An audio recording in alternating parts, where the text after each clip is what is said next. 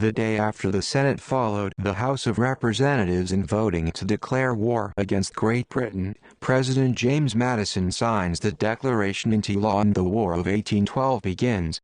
The American War Declaration, opposed by a sizable minority in Congress, had been called in response to the British economic blockade of France, the induction of American seamen into the British Royal Navy against their will, and the British support of hostile Indian tribes along the Great Lakes frontier. A faction of Congress known as the War Hawks had been advocating war with Britain for several years and had not hidden their hopes that a U.S. invasion of Canada might result in significant territorial land gains for the United States. In the months after President Madison proclaimed the state of war to be in effect, American forces launched a three-point invasion of Canada, all of which were decisively unsuccessful. In 1814, with Napoleon Bonaparte's French Empire collapsing, the British were able to allocate more military resources to the American war, and Washington, D.C., fell to the British in August.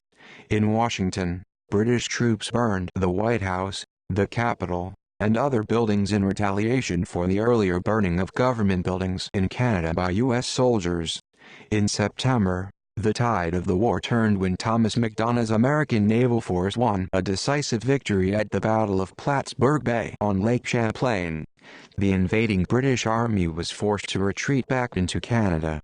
The American victory on Lake Champlain led to the conclusion of U.S.-British peace negotiations in Belgium, and on December 24, 1814, the Treaty of Ghent was signed, formally ending the War of 1812.